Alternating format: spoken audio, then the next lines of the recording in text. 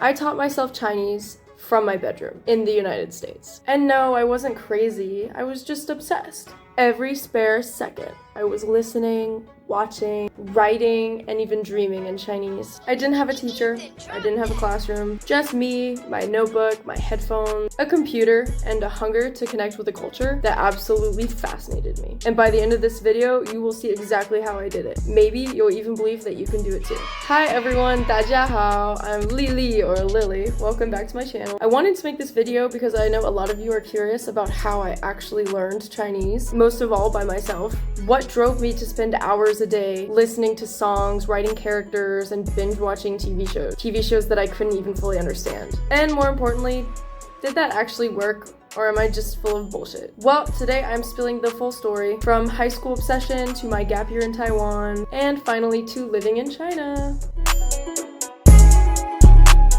So ironically, it all started during a trip to South Korea. I went to visit my sister while she was studying abroad, and I opened my laptop one night onto Netflix, and I clicked on a random Chinese drama. For me, the first time I heard Mandarin, it didn't sound like words, it sounded like singing almost. Like the way that the tones moved, you know, up and down and up and all of that, like it sounded like music to me. And I'm a musician, so it struck me like nothing any language ever has. And so from that night on, I was hooked. I had no plan, no teacher, no structured program, except for Duolingo, just fascination. And from that night on, Chinese was not just a language, it was like magnetic to me.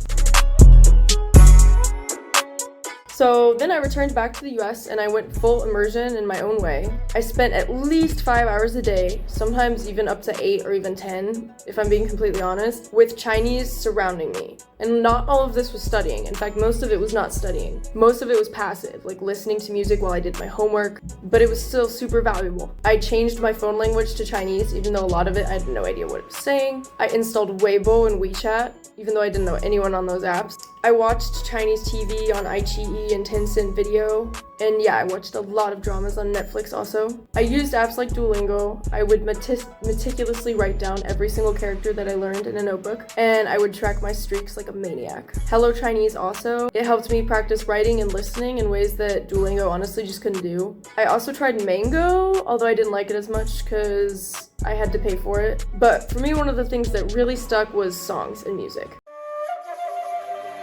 I actually started with a K-pop group, EXO, a really big one that I'm sure lots of you may know. And this group has 4 Chinese members. It has Lu Han, it has Lei, it has Huang Zita, and it also has Chris Wu, but we don't talk about Chris Wu, he's problematic. And then from there, I dove deep into the Rap of China, which is a variety show on iQIYI. I also, once I went to Taiwan, I got obsessed with Taiwanese artists like Zhou and Baba, but I'll get into that later. So I would take the lyrics from my favorite song, look them up online, and I would write them down by hand in the Chinese characters with the pinyin underneath while listening to the song on repeat, line by line. And by doing this, I would absorb the pronunciation, the tones, and I also kind of learned the song in my own head so that when I was done writing the lyrics down, I could sing it like by myself in the shower or in my room, which was super fun because I'm a big music girl. And I even started understanding some of the lyrics like as time progressed, which was super awesome. So it wasn't about like memorizing vocabulary lists or grammar for me. It was about really feeling the language and like living it in my daily life and enjoying it, honestly.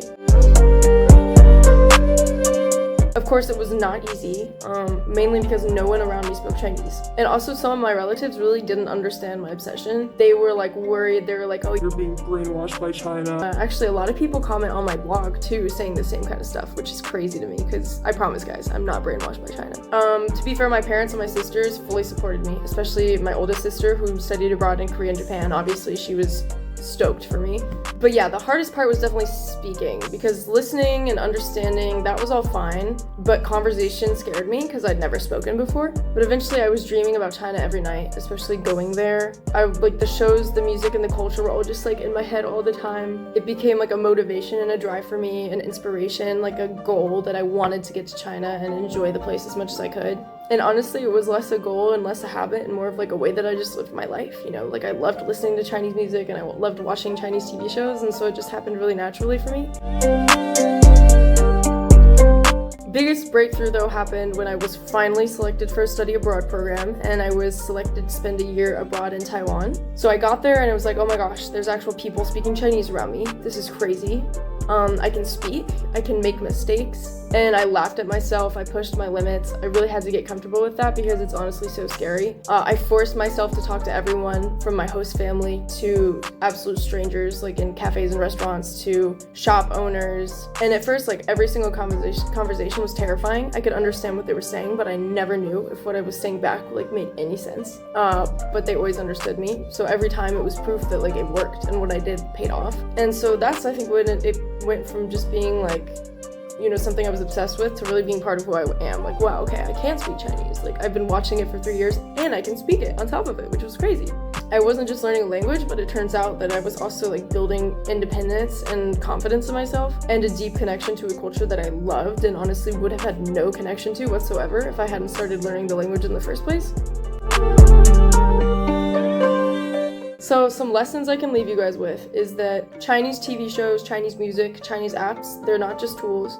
They're like windows into culture, and if you can actually start genuinely enjoying them, then it will make your learning process so much smoother and easier. Like dramas taught me all kinds of expressions and idioms. The variety, like idol producing shows, they taught me much more like slang, like what young people use in real life. They also taught me like a lot of teamwork related vocab. They gave me exposure to accents from different places in China, which was super awesome. And then I even watched like some game shows such as Happy Camp, which you can find, I think, on YouTube, that really sharpened my listening skills because they talk so fast and it's so hard to follow what's going on. Some of them don't even have English subtitles, which is a real challenge. But each show, each song, like all of it, it really, really enforces the fact that like you're not just learning language, you're enjoying it. And if you enjoy learning the language, that's what makes it fun and that's what motivates you to keep on going.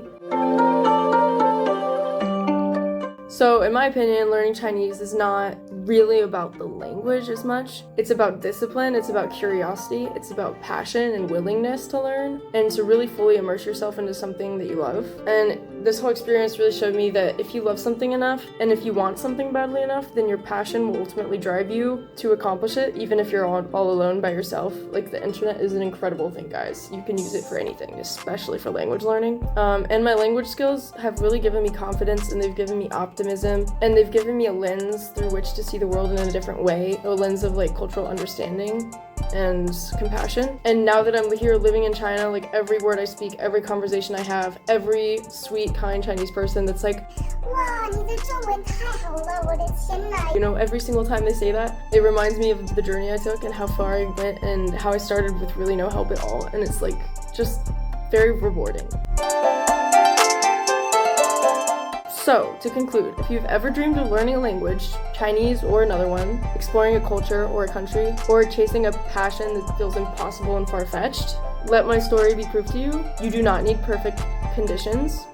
You do not need excuses. You just need curiosity, consistency, passion, and maybe a little bit of obsession too. Subscribe, join me on this journey, guys. I have vlogs of China, I have short videos about Chinese language and culture, because every single word that you learn opens a little window into how people think. And trust me, you can do it. Whatever it is that you want to put your mind to, you can do it. 加油，你可以做到的，辛苦了，拜拜。